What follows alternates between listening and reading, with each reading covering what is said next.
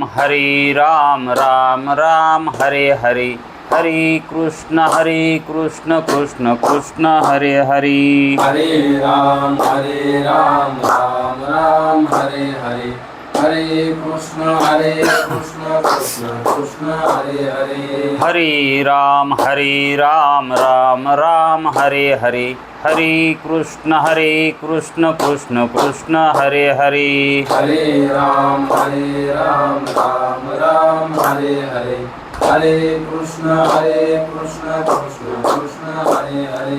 पुंडलिक वरदे हरि विठ्ठल, श्री गुरु ज्ञानदेव तुकाराम, पंढरीनाथ भगवान की जय। माऊली ज्ञानेश्वर महाराज की जय। जगद्गुरु तुकाराम महाराज की जय। ब्रह्मनिष्ठ गुरुवर्य रंगनाथ महाराज की जय। श्री विनायकं गुरुर्नौमि, साखरे नाम विश्रुतं, ईशान चरण सानिध्यात् जीवा मुक्ता भवन्ति।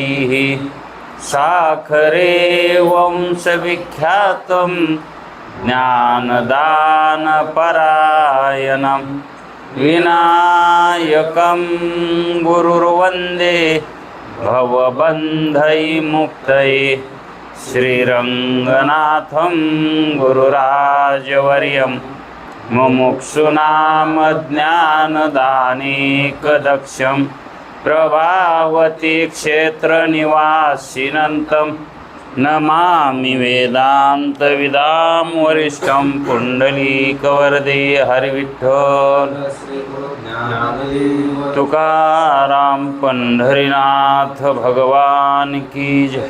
माऊली ज्ञानेश्वर महाराज की जय। जो आनंद सत्य प्रकाश विभो आणि नाम रूपास, बुद्धी न जाणे आणि जाणे ही त्यास, तो अपार शुद्ध परमात्मा मीच्याशी। माझे अपार स्वरूप समुद्रावरती, जणू तरंग ब्रह्मा विष्णू महेश गणपती, सूर्य चंद्र वरुण यम मिरविती, देवी कुबेर ही तैशची। जो सर्वज्ञ आणि दयाघन, मुनी हृदयी ज्याचे करीती ध्यान, त्याचे बुद्धी उपाधी करुण, मिथ्या भान मजची माझी होतसे। ज्याच्या अज्ञाने भाषे जगत, जसा दोरीवरी सर्प दिसत, परी दोही ठाईना सर्प जगत। ते स्वतंत्राने स्वयं ब्रह्म मिथ्याशी, पुण्य पुरुषी सदैव निष्काम, बोध प्राप्ती कारणे भजावा राम। तो मीच्या हे आत्माप्त काम, तरी नमन कवना करावे म्या। जयांचे केलिया स्मरण, सकळ विद्येचे होयाधिकरण, तेची वंदू श्रीचरण श्री गुरूंचे, ते नमस्कारोनी आता। विचार सागर तरंग 6वा परिचय तोच आहे। किती 65वा आहे का किती 67वा। जीवे स्वरूपाविषयी ग्रंथकारांची मते, त्यामध्ये त्यांच्या आपण शंका होण्यासारखे मत पाहिले, पण ज्या काय त्यांच्या मतावर शंका उत्पन्न होतात, त्या शंका आपण त्या शंकेचं आपण कसं समाधान करून घेता येतं हे पाहिलं नव्हतं। त्यामध्ये काल आपण एकच उपाधी मानून जी काय अडचण येते, त्या अडचणीचं थोडंफार आपण पाहिलं,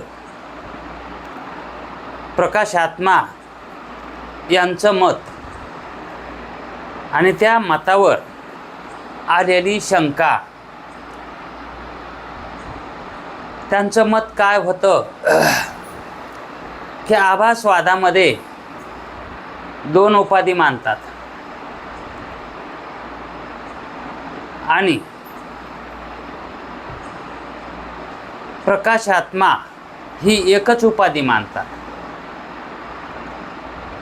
त्या उपाधीचं नाव त्यांनी अज्ञान सांगितलं. आणि आभासवादामध्ये 2 उपाधी मानतात, एक अविद्या आणि दुसरी माया. आणि त्यामध्ये आभासवादी म्हणतात माया ही उपाधी ईश्वराची आहे आणि अविद्या उपाधी ही जीवाची आहे. म्हणून जीवाला अविद्या निवृत्त करावी लागते आणि मायाही निवृत्त करावी लागते. पण अविद्या निवृत्त केली की माया निवृत्त होतच असते. आणि जरी माया राहिली तरी पण ती दुःखावह नाही. दुःखावह कोण आहे तर अविद्याच दुःख देणारी आहे. माया दुःख देत नाही. माया का दुःख देत नाही तर माया शुद्ध आहे आणि सत्वगुणी आहे, है का नाही. ती अपारदर्शक नाही, पारदर्शक आहे. म्हणून ती उपाधी जरी असली तरी ज्ञानाची व्यापकता जात नाही, अज्ञान येत नाही. म्हणून ईश्वर सर्वज्ञ सांगतात. कशामुळं? माया उपाधीमुळं. पण आभासवादामध्ये ईश्वर कसा सांगतात? सर्वज्ञ सांगतात. पण प्रकाश आत्मा ही एकच उपाधी मानल्यामुळं त्यांना माया ही उपाधी मानण्याची गरज पडत नाही. इथं तसं काही सांगितलं नाही, पण ज्या अर्थी एकच उपाधी मानायलेत त्या अर्थी ते माया मानत नाही. आणि अज्ञान ही एकच उपाधी दोन्हीलाही लावतात. अज्ञान ही उपाधी कशाला लावतात? ईश्वरालाही आणि जीवालाही लावतात. पण ईश्वराच्या ठिकाणी अज्ञान उपाधी ही लावायला जमत नाही असं आभासवादी म्हणतात, कारण तो सर्वज्ञ आहे. आणि अविद्या ही उपाधी जीवाला लावता येते कारण जीव अल्पज्ञ आहे, है की नाही. मग जीवामध्ये आणि ईश्वरामध्ये तो भेद हाच आहे की ईश्वर सर्वज्ञ आहे आणि जीव अल्पज्ञ आहे. म्हणून जो सर्वज्ञ आहे त्याला निवृत्तीची, अज्ञान निवृत्तीची गरज पडत नाही. त्याला ती जरी उपाधी असली तरी पण ती कोणाकडून उपाधी आहे? जीवाकडून उपाधी आहे. त्याच्याकडून उपाधी अज्ञान त्याला नाहीच. ईश्वराला अज्ञान नाहीच की. नाही म्हणले राम वनवासामध्ये सीतेचं हरण झालं त्यावेळेस झाडं कवटाळू कवटाळू रडत होता. मग त्याच्या ठिकाणी ते रडणं, दुःख होणं हे अज्ञानाचंच कार्य नव्हे का? अशी जर शंका आली तर त्या ठिकाणी त्याला रामायण कळालंच नाही असं समजावं. कारण त्याच वेळेस जी शंभूची पत्नी आहे पार्वती, शांभवी, ती म्हणली तुमचा असा कसा हो देव? तुम्ही तर म्हणता ते सर्वज्ञ आहे, तो सर्वज्ञ आहे, सच्चिदानंद रूप आहे म्हणता, आणि तुम्ही त्याचं भजनही करता, त्याचं नावही घेता, जप करता. हा तुमचा देव आहे ना? आणि तो देव अज्ञानाचं कार्य करायला आहे.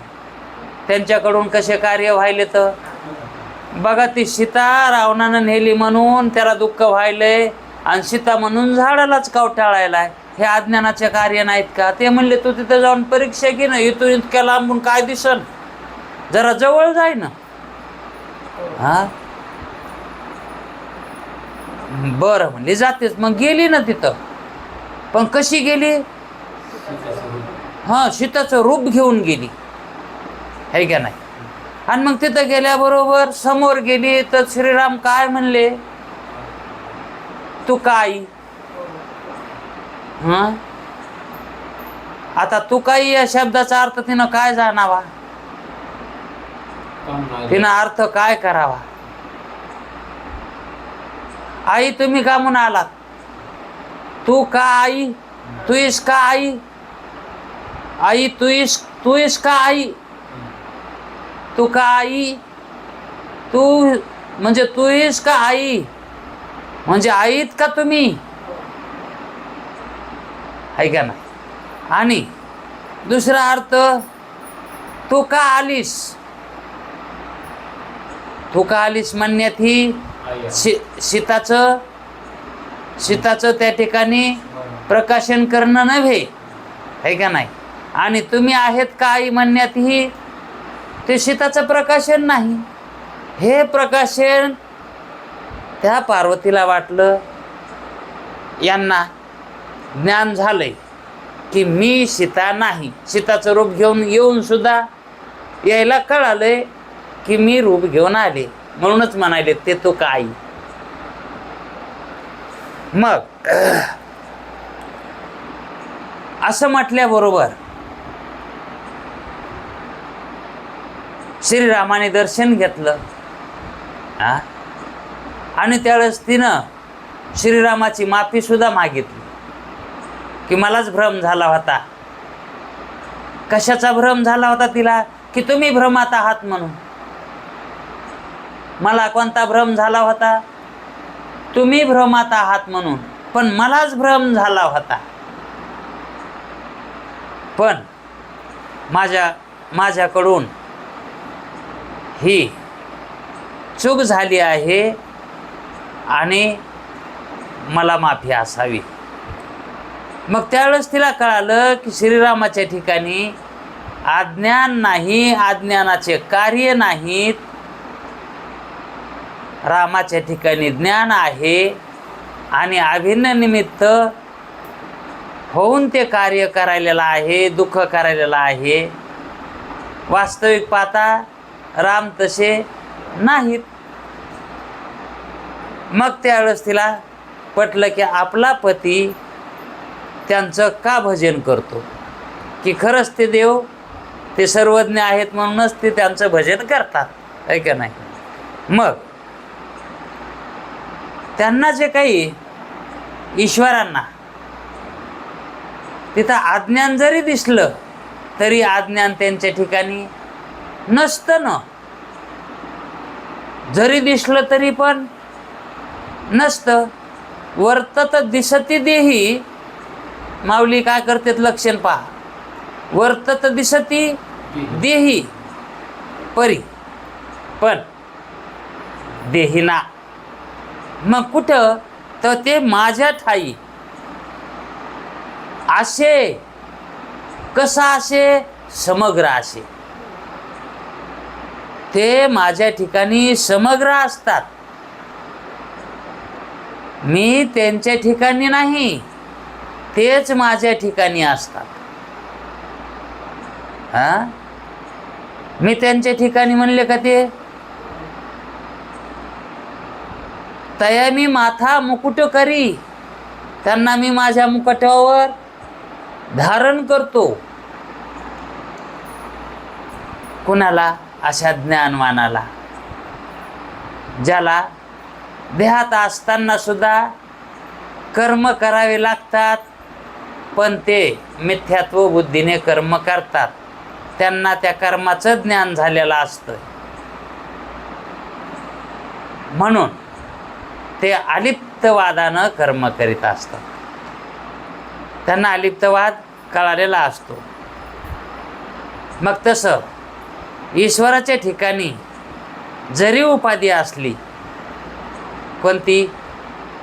माया, तरी पण त्याच्या ठिकाणी अज्ञानता घडत नाही. अज्ञानता घडत नाही. कोणती उपाधी मानल्यावर? माया उपाधी मानल्यावर, है का नाही? आणि अविद्या उपाधी मानल्यावर अज्ञान उपाधी मानल्यावर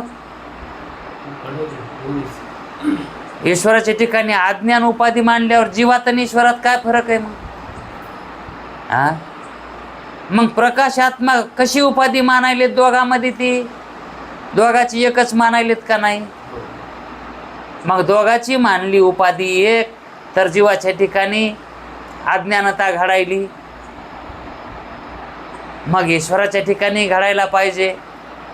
पण प्रकाशात्मा म्हणतात घडत नाही. त्याचं उत्तर सांगितलं त्यांनी, समाधान सांगितलंय.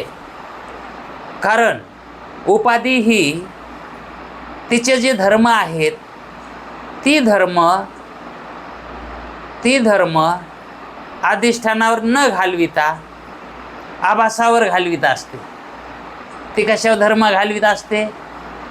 आभासावर घालवित असते. त्यांनी दृष्टांत दिला भिंगाचा. भिंगामध्ये पाहणारा जर प्रतिबिंब योग्य नाही दिसलं, बिंबासारखं प्रतिबिंब नाही दिसलं, तर तो शहाणा असेल तर तो म्हणतो त्या भिंगामध्ये दोष आहे. मुखामध्ये म्हणजे बिंबामध्ये दोष नाही. दिसायलाय दोष कशात? प्रतिबिंबात दिसायलाय. पण तो प्रतिबिंबाचा दोष आहे का? तो दिसायलाय कुठं? प्रतिबिंबात दिसायलाय. पण तिथं दिसायला दोष कोणाचा आहे? उपाधीचा दोष आहे. म्हणून प्रतिबिंब हे प्रतिबिंब नसून बिंबच आहे. प्रतिबिंब हे प्रतिबिंब नसून काय आहे? फक्त तशी प्रतीती यायली की ते आरशामध्ये जे दिसायले ते प्रतिबिंब आहे. वास्तविक पाहता ते प्रतिबिंब नसतं, ते बिंबच असतं. तसं प्रतीतीला जीव यायलाय, पण वास्तविक विचार करून जर बघितला तर तो जीव जीव नाही, तर तो जीव शिवच आहे. मग तो त्या ठिकाणी अहम वृत्तीनं का राहतो? तर ते उपाधीचे धर्म त्या आभासावर चाललेले आहेत. म्हणून असं वाटतंय की ते आभासाचे दोष आहेत, पण ते आभासाचे दोष नाहीत. हे ज्ञान त्या जीवाला नाही. हे धर्म माझे नाहीत, हे ज्ञान त्या जीवाला नाही. आणि हे ज्ञान ईश्वराला आहे की ते धर्म जीवाचे नाहीत, ते उपाधीचेच धर्म आहेत. आणि ते कुठे दिसायले? तर आभासाच्या ठिकाणी, प्रतिबिंबाच्या ठिकाणी. वास्तविक पाहता हे दोष कोणाचे आहेत? उपाधीचे. जीव तसा नाही, पण जीवाला तसं ज्ञान नाही. जीव तसा नाही, मग नाही तर मी तसा नाही असं ज्ञान व्हावं ना. मी जीव नाही, मी देह नाही, मी करता नाही, मी भोगता नाही, असं ज्ञान जीवाला व्हावं ना. पण तसं ज्ञान जीवाला नाही. मग तो भ्रमानं म्हणायलाय का खरंच म्हणायलाय की मीच संसारी आहे, मीच करता आहे, मीच भोगता आहे? हे जे ते म्हणायला लागलाय, हा त्याला भ्रम झालाय का वास्तविक तसा आहे? तो आहे का नाही? आणि तो मी जसा आहे तसा जो सांगायला लागलेला आहे ते कोणाचे धर्म आहेत? उपाधीचे आहेत. आहे का नाही? ते बुद्धीचे धर्म आहेत किंवा अज्ञानाचे धर्म आहेत. आहे का नाही? वास्तविक पाहता ते जीव प्रतिबिंब म्हणून जरी असला तरी पण तो बिंब स्वरूपच आहे. बिंबाहून वेगळा आहे का तो? मग ज्यावेळेस पाहणारा त्या आरशामध्ये पाहतो त्यावेळेस अगोदर आरशाला पाहतो का त्या प्रतिबिंबाला पाहतो? ज्यावेळेस त्याची वृत्ती इंद्रियामार्फत म्हणजे डोळ्यामार्फत निघून सुरुवातीला प्रथम आरशावर पडते का प्रतिबिंबावर पडते?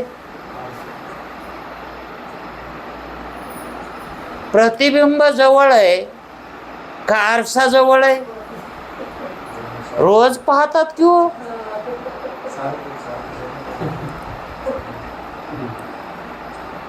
म्हणजे त्या काचात दिसतंय का काचाच्या पलकड प्रतिबिंब दिसतंय? फुलकड काचाचे फुलकड वाटतं. आणि मग जवळ काय आहे वृत्तीला? उपाधीचे आरसाचे. हा, तिच्यात ती आरसाच पाहते, ती प्रतिबिंब पाहतच नाही. वृत्ती काय करते? आरसा पाहते अगोदर, आणि ते आरसा तिला दिसला की त्या ठिकाणी त्या आरशाचा गुण काय आहे? सत्वगुण आहे का नाही? आणि पुन्हा त्याच्या ठिकाणी शुद्धता आहे. मग तिथं वृत्ती ही काय होती? पलीकड जाते का तिथून महागारी येईल? हा, आरशाच्या पलकड दिसतंय का काही? आरशाच्या पलकड काय दिसत नाही. आणि जे दिसतं ते कुठेला असतं? हा, आरशात पलीकड दिसतोय, पण ते दिसणार ते पलकड दिसतंय का अलकडच? हा, अलकडच दिसतंय ना. आरशाच्या पलकड काहीच दिसत नाही, है का नाही? पण ज्यावेळेस वृत्ती त्या आरशावर जाते त्यावेळेस ती वृत्ती काय करते? लगेच वापस फिरती. कारण पुढे जायला कुठे वाट आहे तिला? तिथं तडत येते, आणि तडल्यामुळं ती आणखी पुन्हा कुठे येते? बिंबावरच येते, तोंडावरच येते, है का नाही? मग ती सारखी तिथंच येडे घाली ती अशी. कुठं? आरशापासून तोंडापर्यंत, आरशापासून तोंडापर्यंत जाती येते, जाती येते. किती बऱ्या जाती येत असन बरं ती एका क्षणामध्ये? तिची गणत लावता येत नाही, तिचं मोजमाप करता येत नाही. एका क्षणामध्ये ती कोट्या वेळा ती येणं जाणं करते तिथून. आणि मग ती त्या ठिकाणी ती येण्या जाण्यामध्ये तिला काय दिसतंय? मुखच दिसत आहे ना. ती वापस येते त्यावेळेस ती काय पाहती? मुखच पाहती ना. आणि मग ती येता वेळेस मुखच पाहती, आणि जसं आहे तसंच पाहती, है का नाही? जसं आहे तसंच पाहती ती. पण त्या वृत्तीला तडून वापस येण्यासाठी जर ती उपाधी शुद्ध असेल, ती उपाधी जर शुद्ध असेल तर जसं आहे तसं मुख दिसल. आणि जर मुख दांडीसारखं नाक असेल तर बिबियासारखं नाक दिसणार नाही. दांडीसारखं नाक असेल तर कशाच्या दांडीसारखं? डमणीच्या का? डमणीच्या दांड्या वेगळ्याच असत्याता, अशा असत्याता. तसं नाही, दांडी आवताची सरळ असते, त्या दांडीसारखं सरळ नाक दिसतं. कधी? जर उपाधी शुद्ध असेल तर. आणि जर उपाधी ती शुद्ध नसेल तर तिथून वृत्ती ती वापस येताना ती काहीतरी तिथं स्लिप मारती. हा, तिथं स्लिप झाली की मग तिला त्या ठिकाणी त्या वृत्तीला जसं आहे तसं ज्ञान होत नाही. मग हा दोष त्या वृत्तीचा आहे का त्या भिंगाचा आहे? त्या उपाधीचा आहे की, आहे का नाही? आणि मग ते वृत्ती जे मुख पाहती ते भिंगाच्या मधलं पाहते का जे मुख आहे तेच पाहती? जे मुख आहे तेच पाहते ती, कारण ती भिंगापासूनच वापस येते. पण ते पुढे चकचकीत आरसा असल्यामुळं तिला त्याच्यात दिसत आहे. तिला त्या वृत्तीला त्याच्यात दिसत आहे. मग हे त्या आरशाची किमया आहे. ही कोणाची किमया आहे? ती त्या उपाधीची किमया आहे. धरून ठेवणे, साठवून ठेवणे, बांधून ठेवणे, हे कोणाचे धर्म आहेत? हां, साठवून ठेवणे हे उपाधीचे धर्म आहेत. हे की नाही. धरून ठेवणे, गळपाटणे, हे तिचे धर्म आहेत उपाधीचे.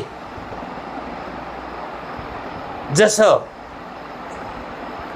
हव्यास करणारा पुरुष, लोभी पुरुष एका वस्तूवर ते समाधान मानित नाही. जरी ती वस्तू हवी असेल, ती मिळाली तरी पण आणखी दुसरी तशी वस्तू असावी अशी त्याला वाटते. कारण तो अविद्यानं युक्त झालेला आहे आणि त्याच्या ठिकाणी हव्यास आला आहे. म्हणजेच उपाधीचे धर्मानं, म्हणजे उपाधी त्याला लागलेली आहे. जसं भूत लागतं तसं त्याला उपाधी लागलेली. म्हणून तो काय करतो, जरी कनिंग भरली तरी पोते भरून ठेवतो. कोणी देत असलं दान तर, कनिंग भरली बाबा पण पोते रिकामेच येतं. का? कारण धरून ठेवणे, साठवून ठेवणे हा कोणाचा धर्म आहे? उपाधीचा. आणि तो जसा उपाधिवान झालेला आहे म्हणून ते तसं कार्य करतो. कारण उपाधीचे ते धर्म येतं तसं. आणि वैराग्यवान असणारा पुरुष ज्याला आत्मज्ञान झालेला आहे, त्याला जर म्हणलं अहो तुमच्या शेजाऱ्यानं कनिंग भरून दान घेतलंय आणि कनिंग भरली म्हणून पुन्हा पोते भरून घेतलेत, तुम्ही एखादं गाडगं तरी भरून घ्या ना. तो म्हणतो गाडगंच नाही माया इथं, तर काय भरून घेऊ? कारण की त्याच्या ठिकाणी उपाधीचे धर्म नाहीतच. मग साठवून ठेवणं कोणाचे धर्म आहेत? उपाधीचे. मग तसं आरसा, दर्पण ही एक उपाधी आहे आणि ती उपाधी काय करते? बिंबाला धरून ठेवते, चैतन्याला धरून. अंतकरण हे एक भिंगच आहे, त्यानं काय केलंय? त्या चैतन्याला धरून ठेवलंय, है का नाही. आणि मग त्या ठिकाणी ते चैतन्य विशेष स्वरूपाला पावलं आहे. तिथं काय झालंय? ते चैतन्य विशेष स्वरूपाला पावलं आहे. आणि मग ज्याच्यामुळं ते विशेष स्वरूपाला पावलंय त्यावेळेस त्याचं जे उपादान कारण आहे, त्याचं त्या विशेषाचं उपादान कारण जे आहे त्याचे धर्म त्याच्यामध्ये चाललेत आणि तो लावून घ्यालाय. त्याचे धर्म तो लावून घ्यालाय आणि म्हणून तो काय म्हणायलाय? मी धर्मवान आहे, मी कर्मवान आहे. वास्तविक पाहता ते अंतकरण आहे तसं, पण त्याचे धर्म तो लावून घ्यायलाय. आणि उपाधीचा धर्म काय आहे? आपले धर्म दुसऱ्याला देऊन टाकणे. अशी दानसूर आहे ना ती उपाधी. कशी आहे? दानसूर आहे. ती जवळ ठेवीत नाही का तिला सांभाळणं होत नाही कोणाला ठावत. म्हणून ह्या जीव चैतन्यावर म्हणजे आभासावर हे धर्म कुणाचे चालले तर मग वास्तविक पाहता जीव कसा आहे? ब्रह्मरूपच आहे का नाही. म्हणून जीव आणि शिव हे दोघं एकरूपच आहेत. पण कोणाला? ज्याची अविद्या उपाधी निवृत्त झाली आहे त्याला. कुणालाही कसे आहे का नाही. मग भिंगामध्ये दिसायलेला जो पाहणाराचा फोटो आहे, प्रतिबिंब आहे, तो पाहणाऱ्याच्या अधिकारावर अवलंबून आहे. ते भिंगात आहे का वृत्तीत आहे? वृत्तीमध्ये आहे. भिंगात काहीच नाही. भिंगात काहीच नाही. मग भिंगात आहे ते भिंगाच्या दूर का दिसतं? भिंगातच दिसाव ना. भिंगाच्या लांब दिसतो. भिंगात कुठे दिसतो? मग भिंगात जे दिसतं तो भ्रम आहे. भिंगात दिसणं हा भ्रम आहे. आणि ते प्रतिबिंब भिंगात आहे हे मानणं भ्रम आहे. भिंगात मानणं हा भ्रम आहे. ते भिंगात नसतंय पण दिसतंय. भिंगात दिसतंय पण भिंगात ते नसतंय. दिसत असून सुद्धा ते नसतंयच भिंगामध्ये. बर, दिसतंय हे जर आपण खरं मानावं तर भिंगापासून किती अंतरावर दिसतंय पाठीमागं? बिंब जितक्या अंतरावर आहे तितक्या अंतरानं पाठीमागं दाखविता येते, आहे का नाही? मग असं हात घालून बघितले ते लागायला पाहिजे ना. मग दिसतंय का? म्हणून ते प्रतिबिंब आभासवादी मिथ्या मानतात. आभासवादी मिथ्या मानतात. आणि प्रकाश आत्मा एक उपाधी मानणारे ते सत्य मानतात. कुणाला? प्रतिबिंबाला. असं का व्हायलंय त्यांच्यामध्ये? कारण आभासवादी हे छायाला, कशाला? छायाला मिथ्या मानतात. छायाला मिथ्या मानतात. आणि आरशामध्ये जे प्रतिबिंब असतं का त्याला सुद्धा ते काय मानतात? छाया मानतात. ती बिंबाची छाया मानतात. आणि त्यांना ती छाया मानल्यामुळं ते मिथ्या मानावं लागतंय. छाया मानल्यामुळं मिथ्या मानावं लागतंय. आणि प्रकाश आत्मा ती छाया मानत नाही. ती छाया मानत नाहीत. कारण छायामध्ये आणि प्रतिबिंबामध्ये काय फरक आहे तो फरक कळाला की मग या दोघांच्या बोलण्याचा आपणाला अर्थ कळतो. प्रकाशात्मा काय म्हणतात? आभासवादी छाया मानतात म्हणून त्यांना आभासवादी मानायचं आणि ते त्याला मिथ्या मानतात. आभासाला मिथ्या मानतात पण आम्ही त्याला सत्यच मानतो. का? कारण जे प्रतीतीला यालय ते मुखच आलंय. काय आलंय प्रतीतीला? कारण ती वृत्ती काय पाहिली? भिंगापासून वापस येऊन काय बघायली? मुखच बघायली ना. आणि मग ते वास्तव मुखच बघायली ना. मग तिला जे दिसायलंय ते वास्तव मुखच बघायली. ती वास्तव खरं मुखच ते दिसायलंय. ते मिथ्या नाहीच, ते सत्यच आहे. असं मानलं तर सत्यच आहे. मग त्या ठिकाणी उपाधीचा संबंध येतो का?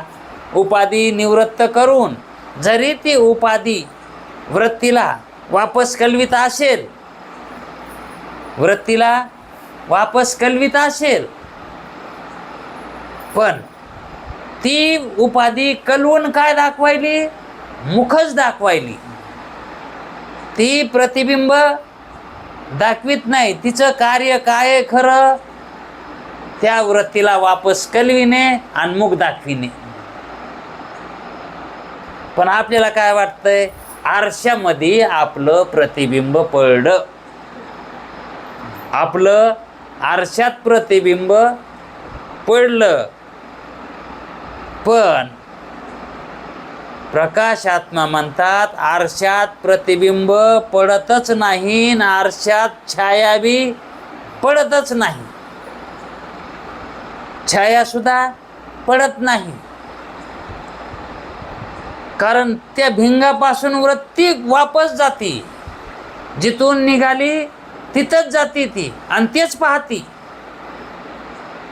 जिथून निघाली आणि जाऊन पुन्हा वापस येते तर ते तीच पाहते. ती दुसरं काही पाहत नाही. आणि एरी तरी आपल्याला काय दिसत आहे? जरी समजा ती वापस नाही आली आणि पुढे गेली, काय बघितलं तिनं? जरी अज्ञानाच्या दृष्टिकोनातून जरी विचार केला तरी प्रतिबिंबच बघितलं ना ते. हा, मग ते प्रतिबिंब कोणाचं आहे? बिंबाचंच आहे ना ते प्रतिबिंब. पण प्रकाशात्मा म्हणतात ते प्रतिबिंब नाहीच, ते काय आहे? बिंबच आहे ते. मग तुम्ही बिंब म्हणूनच पाहता का प्रतिबिंब म्हणून पाहता त्याच्याकडं?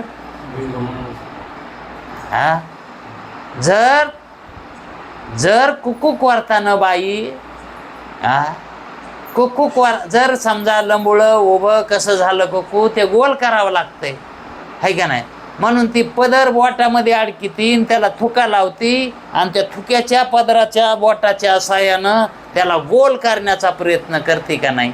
मग त्यावेळेस तिनं भिंगामध्ये पाहिलेलं असतंय कुंकू कपाळावरचं, त्यावेळेस ती बोट त्या भिंगाकडे नेती का कपाळाकडे नेती? मग तिला जे दिसायले भिंगामध्ये ते काय दिसायलंय? कपाळच दिसायले, ते तोंडच दिसायले. ते कोणाचं आहे? तिचंच तोंड आहे ते, है का नाही? म्हणजे तिचा किती विश्वास आहे, ते न हे एकच आहे, है का नाही? म्हणजे ती बिंबालाच पाहती, प्रतिबिंब जरी पाहत असली तरी पण बिंबालाच पाहती ती, है का नाही? आणि बिंबाला पाहती म्हणूनच ती कपाळाकडे बोट नेती कुंकू नीट करण्यासाठी. ती त्याच्या प्रतिबिंबाकडे नेत नाही. पण प्रतिबिंब पाहून तिला असं ज्ञान होतंय की ते बिंबच आहे. प्रतिबिंब हे काय आहे? बिंबच आहे, है का नाही? हे ज्ञान तिला असतंय म्हणूनच आहे का नाही? आणि ज्याला अज्ञान आहे समजा त्याच्या बाबतीत, हा, मग कुंकू जर समजा वाकडं झालेलं आहे तर हे तिला बिंबाचं दिसतंय का? हा, कोणाचं वाकडं झालेलं दिसतंय? प्रतिबिंबाचं. मग ते प्रतिबिंबाचं नीट करीत बसन ती. कुठं दिसत आहे तिला वाकडं झालेलं? हा, बिंबाचं दिसतंय का? नाही, दिसतंय ते प्रतिबिंबाचं. मग प्रतिबिंबाचं नीट करायला जावाव तिनं. हा, बोट तिकडं नेवाव ना, पण तिकडं जात नाही, है का नाही? मग हात कपाळाकडंच काय येतो तर प्रतिबिंबाचं ज्ञान तिला बिंब म्हणूनच होतंय. पण कसं काय होतंय काय नाही की पुन्हा हा ते प्रतिबिंब आहे, ते प्रतिबिंब आहे, हा, असंच वाटतंय का नाही? पण ते प्रतिबिंब आहे का बिंब आहे? मग असं प्रकाशात म्हणतात ते बिंबच आहे, म्हणून सत्यच आहे ते. त्या प्रतिबिंबाला मिथ्या मानितच नाहीत, कारण ते मधात नसतंच. पण हे कळण त्याला आहे, हे कळण त्याला आहे का नाही? आणि ज्याला कळत नाही त्याला, मग बघा तुम्ही चिमण्या कशा चोचण्या मारत्यात, कशाला? भिंगाला. ते भिंगाला मारतात का? आपण कसं म्हणलो भिंगाला, तसंच आहे आरशामध्ये. आपल्याला दिसतंय ना, ते आरशात नसतंय, पण आपल्याला वाटतंय का नाही तसंच? मग कसं तर ती चिमणी ज्या वेळेस चोचण्या मारती त्यावेळेस आपल्याला वाटतं ती भिंगाला मारायली, पण ती भिंगाला मारित नाही. ती भिंगात तिचं प्रतिबिंब पडलेलं असतंय ना, त्याला मारते. मग ती भ्रमावलेली असते, तिचीच वृत्ती त्या भिंगापासून वापस येते आणि तिला तीच दिसती, त्या भिंगामध्ये तीच दिसती. का म्हणते तिला चोचण्या मारती? विषय आपला ते चालू होता. हा, चिमणी, कुत्र्याला भिंग दाखविलं की त्यालाच भुकत ते, त्या आरशातल्यालाच भुकत, आहे का नाही? पण चिमणीचं आपण रोज पाहतो, चिमणीचं ती रोज याला बसून चोचण्या मारती भिंगाला. पण ती का चोचण्या मारती तर ती अज्ञानी आहे, तिच्याजवळ तितका समज नाही ना. आहे का तेवढा समज तिच्या ठिकाणी? बुद्धी आहे का तेवढी? पण ह्या मनुष्य योनीतल्या जीवाला बुद्धी नाही का? त्याला कळालं नाही का? ते जसं प्रतिबिंब आहे, ते प्रतिबिंब आहे, ते सत्य आहे का मिथ्या आहे हे कळून घ्यावं. त्याजवळ बुद्धी आहे ना. मग प्रकाशात ना म्हणतात ते त्याच्यात आहे, त्याच्यात आहे हे खरं आहे का मिथ्या आहे का असत रूप आहे. म्हणायचं असेल तर त्याला असत रूप म्हणा. ते कसं आहे? अत्यंत असत रूप आहे. लांब कशाला? तुम्ही हात लावून बघा, ते लागत का हाताला? हा, मग दिसायला म्हणून काय सत्यच मानायचं का? ते अत्यंत असत रूप आहे. आणि जर ते असत रूप वाटत नसेल तर कमीत कमीत मग आभासवाद मानून मिथ्या माना, मग प्रतिबिंब माना, पण बिंब मानू नका, है का नाही? प्रतिबिंब तरी माना. आता प्रतिबिंब मानण्यामध्ये ते बिंब नाही. हा, मग प्रतिबिंब मानण्यामध्ये बिंब मानावंच लागेल ना. हा, पण बिंबाचंही ज्ञान नाही, मग त्यानं प्रतिबिंब तरी सत्य मानावं. त्यानं प्रतिबिंब तरी सत्य मानावं ना. मग प्रतिबिंब सत्य मानल्यावर कसं तरी तो बिंबाकडे जाईन, तो कसा तरी बिंबाकडे जाईल. प्रतिबिंबच जर मानित नसेल,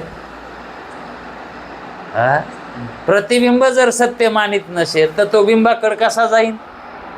ज्याला विवर्तवादच कळाना. हा काय झालाय? भिंगावर विवर्त झालाय. मग तो विवर्त आहे मानाव ना. भिंगामध्ये जे प्रतिती राहिले ते काय आहे? तो विवर्त आहे का नाही? वास्तविक पाहता तो विवर्त आहे का? तो तिथूनच वापस यायली वृत्तीन तेच जाणायली, जिथून निघाली तेच. मग ते काय आहे? बिंबच जाणायली. मग असा अजातवादानं काय मानायचं? सिद्धांत मानायचा. अजातवादानं सिद्धांत खरा कळत असतो. मग अगोदर परिणाम झालेला तो काढावा. कशाने? विवर्तानं. आणि तो विवर्त झालेला अजातानं काढावा. विवर्त झालेला अजातानं काढावा, अजातवादानं काढावा, है का नाही? म्हणून अज्ञान झालेलं प्रमाणानं काढावं. आणि ते प्रमाणित परोक्षे प्रमाण जर असेल तर ते सिद्धांतानं काढून टाकावं. परोक्ष प्रमाण म्हणल्यावर परोक्षच आलं की, आणि स्वप्रमाण म्हणल्यावर सिद्धांत झाला, अनुभव झाला. तो अनुभवानं प्रमाणाची निवृत्ती करावी. मग त्यावेळेस तो त्यालाच पाहतो, तो त्यालाच पाहतो. आणि असा ज्याला अनुभव आलाय त्याला भिंगामध्ये प्रतिबिंब दिसत नाही. दिसत असून मानित नाही. संसारात असून मी संसारात आहे मानित नाही. कर्म करीत असून मी कर्म करतो हे मानित नाही. खामून त्याला बिंब प्रतिबिंबवाद चांगला कळाला आहे. त्याला बिंब प्रतिबिंबवाद आणि चांगला कळाला तरच असं होतंय ना. मग संसारातून अलिप्त होण्यासाठी ही युक्ती आहे.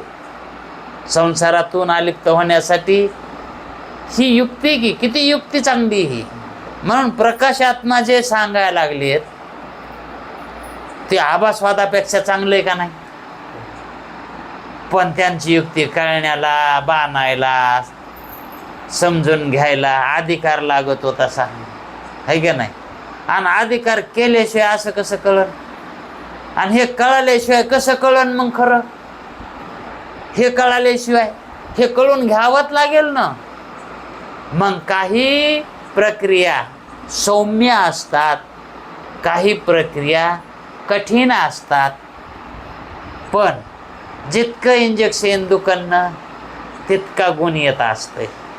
आणि इंजेक्शन देताना नाहीच दुखलं ना म्हणायचं काही खरं नाही राहील म्हणून. का म्हणून इंजेक्शन दुखलंच नाही. याच्या इंजेक्शन कधी दुखत आहे, त्याच्यात जर औषध भारीचं असलं तर इंजेक्शन दुखत आहे. पण त्या इंजेक्शनामध्ये जर त्या सलाईनच्या बाटलीतलंच पाणी असलं तर कशाला दुखत. म्हणून काहीतरी त्या वाक्यामध्ये, त्या बोलण्यामध्ये बोध असावा आणि तो बोध जड जावा. कळायला पटूनी लवकर. वेदांत लवकर पटावा का पटूनी? पटला तर लय चांगलं की हो. हा, पण पटूनी, पटकन पटूनी कामून पटत नसतो. म्हणून वेदांतातला अनुभव हा पटत नाही म्हणून लवकर पटूनी, बर का. आणि जर सांगितल्याबरोबर पटला म्हणायला तर म्हणायचं त्याला पटलाच नाही, कारण पटतच नाही तर पटला म्हणायला लागले तर.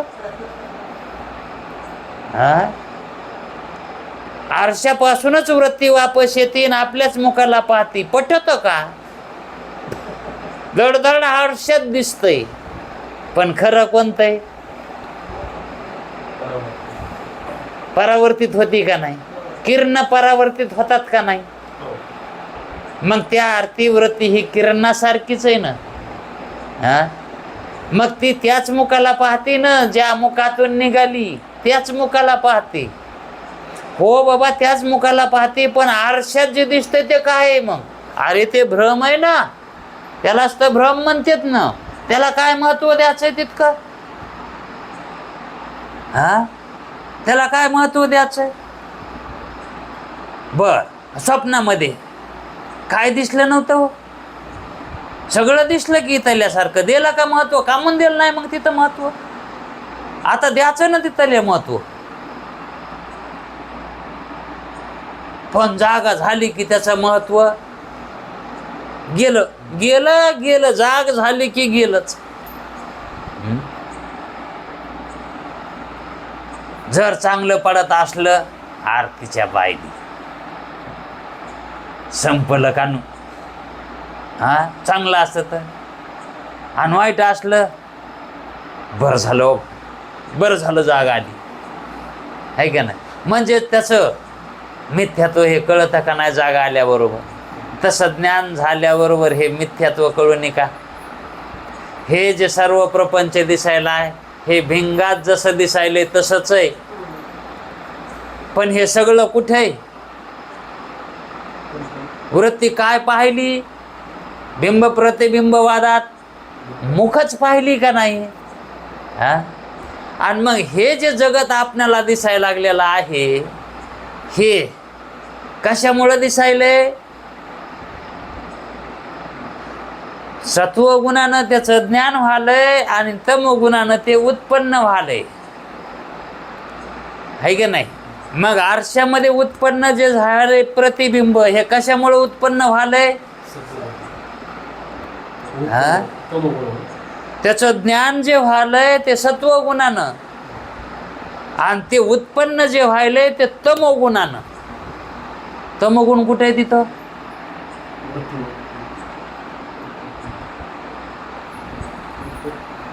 आरशाच्या पाठीमागं लावलेला असतो. काय? कुठे लावलेला असतो? पाठीमागं. आणि ते नाही लावल्यावर मग ती प्रतीती कशामुळे यायली? म्हणून त्या चित्रकरणाला किंवा त्या आकृतीला उत्पन्न तमोगुण कारण आहे आणि त्याचं ज्ञान होण्याला कारण वृत्ती आहे. त्याचं ज्ञान होण्याला कारण काय आहे? हां, आणि त्या वृत्ती जी निघती ती सत्वगुणाला घेऊनच निघती, कारण ती सत्वगुणातूनच निघती, कारण ती केवळ ज्ञानाचा प्रकाश आहे. वृत्ती म्हणजे काय आहे? ज्ञानाचा प्रकाश आहे की नाही? म्हणून सत्वगुणानं त्या अभिंगातल्या आकृतीचं, चित्राचं ज्ञान होतं हे काय आहे म्हणून, आहे की नाही? मग ती वृत्तीच प्रकाशन करती, ती वृत्तीच प्रकाशन करती.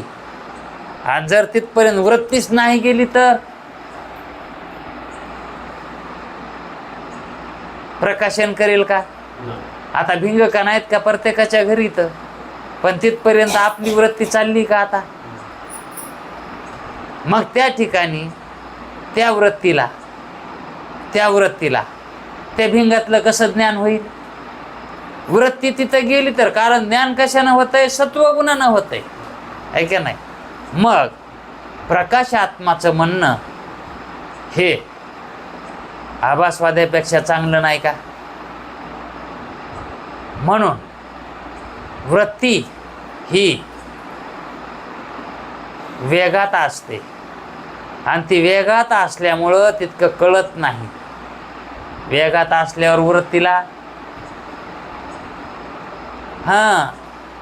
भ्रम होतंय, कारण आरशापर्यंत जाणं, पुन्हा आणखी मुखाकडे येणं, तिचं तो सारखा वेग चक्र चालू असतंय आणि त्या चक्रामध्ये तिला असं वाटतंय, भ्रम असा होतो, कारण ती भ्रमातच असते. तिला काय वाटतंय त्या वृत्तीला की ते जे दिसायलेलं आहे ते प्रतिबिंब आहे. त्या वृत्तीला काय ज्ञान होतंय? त्या वृत्तीला काय होतंय ज्ञान? भिंगामध्येच प्रतिबिंब आहे. वास्तविक पाहता तिथं प्रतिबिंब नसतंय, पण वृत्तीला तिथं ज्ञान होतंय का? कारण ती भ्रमित असते, ती सारखी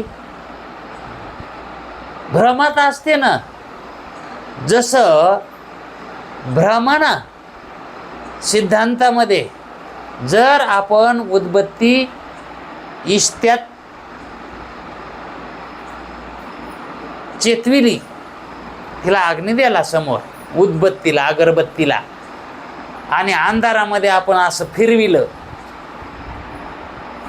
ती उदबत्ती अशी फिरविली, पुढी काय असू की नसू, अशी फिरविली, तर पाहणाऱ्याला कसं दिसतंय ते? चक्र दिसतंय. मग इष्ट्याचं चक्र असतंय का ते? मग का म्हणून दिसतंय? फिरतंय म्हणून ते.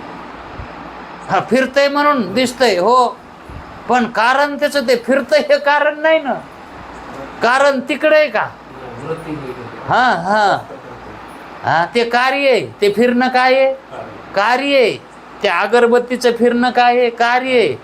पण अगरबत्ती तर एका टोकाला चेतलेली ना, पण ते गोल कोणाला दिसायलंय? अग्नी. त्या अग्नीचा चाक कोणाला दिसायलंय? पाहणाऱ्याला, तिकून पाहणाऱ्याला, आहे का नाही? त्याला काय वाटायलंय? गोल अग्नी काय की, पण गोल आहे का तो? मग त्याला तो गोल का दिसायलाय? तर त्याच्या वृत्तीला त्याच्याबरोबर फिरणं व्हाय नाही.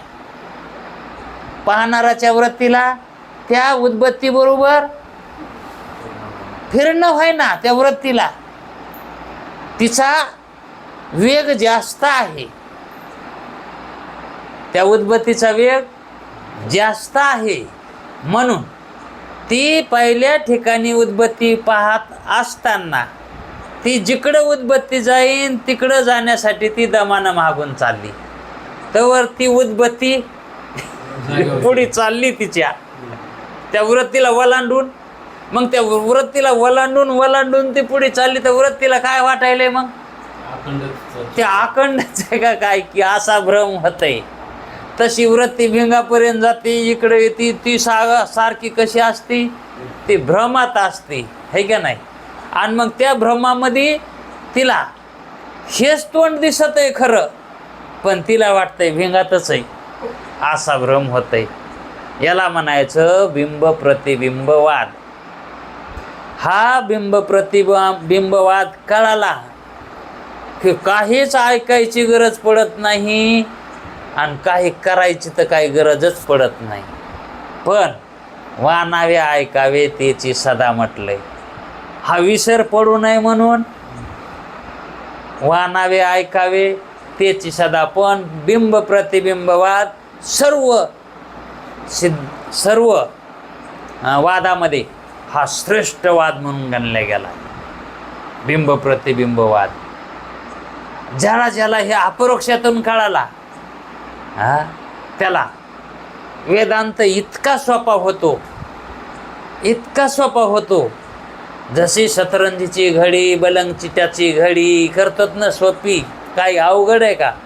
तसं ह्या जगतातल्या विषयाची घडी करा येते आणि त्याची सोडवण बी करा येते. त्या का शिवलेला असते का नुसती घडी असते, ते उकलाई बी येत आहे आणि ते घडी बी करता येते. पण कधी हा बिंब प्रतिबिंबवाद जर आपणाला अपरोक्षत्वानं जर कळाला, प्रत्यक्षत्वानं जर समजला की खरं नेमकं असंच होतंय आणि त्याच्यावर जर आपण श्रद्धा ठेवली, विश्वास ठेवला आणि सतत याचं चिंतन करीत राहिलो की मग असं वाटतंय की हे जगत आपल्या मधातच आहे. हे जगत कुठे आहे? हां, ते भिंगातलं दिसायलेलं कशात असतंय? याच्यातच असतंय ना. हा, मग हेच दिसतंय का नाही भिंगात? मग हे सत्वगुणानं हे मधातलंच बाहेर दिसतंय. मग हे जगत आपल्यात आहे. हे जगत कशात आहे?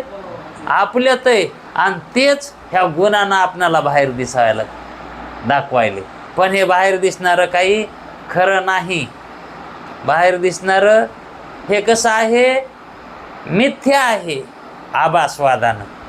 हां, हे कसं आहे? मिथ्या. हे आभास आहे म्हणून मिथ्या आहे. पण प्रकाशात्म्याच्या सिद्धांतानं, बिंब प्रतिबिंबवादाच्या सिद्धांतानं बघितलं तर हे मीच आहे. हे कोण आहे? कारण माझ्याशिवाय दुसरं कोणीच नाही. माझ्याशिवाय दुसरं कोणीच नाही म्हणून जगत मीच आहे. जगत करताही मीच आहे आणि जगताचा नाश करणाराही मीच आहे. कारण झोपणाराही मीच आहे, स्वप्न पाहणाराही मीच आहे आणि जागृती पाहणाराही मीच आहे. कारण माझ्यापासूनच स्वप्न ही प्रतीती, जागृती ही माझ्यापासूनच आहे आणि प्रतितीहीन ही माझ्यापाशीच आहे का नाही? याचं प्रकाशन कोण करायले? मग आपल्यातच आहे हे सगळं कशात आहे? मधीच आहे आणि तेच बाहेर दिसायले. पण हा खूप मोठा सिद्धांत आहे. हा वेदाचा सिद्धांत आहे, संतांचा सिद्धांत आहे. संत अशा प्रतीतीनं युक्त असतात. जगणं हे अवघा जनार्दन. ही प्रतीती फार महान आहे. जगत मिथ्या आहे हे तर कोणालाही वाटन, पण जग नारायण ही प्रतीती किती महत्त्वाची, ही श्रेष्ठ आहे सगळ्यात, आहे का नाही? आणि बिंब प्रतिबिंबवादानं जे आत आहे तेच बाहेर दिसायले. जे आत आहे, मग आज जी कल्पना व्हायली तेच कल्पनेनं बाहेर दिसायले, उपाधीनं बाहेर दिसायले. असं याच्यामध्ये सगळं ह्याच्यामध्ये त्या दोन्ही याचा हा इतका भाव सांगितला आहे. म्हणून ह्या दोघांमध्ये एवढा फरक, दोघांमध्ये फरक कळायला पाहिजे, आभासवादामध्ये आणि बिंब प्रतिबिंबवादामध्ये. आणखी याच्यामध्ये काय राहिलं असलं तर उद्याच्या वेळात बघू. आता वेळ झाला आहे. पुंडलिक वरदे हरी विठ्ठल.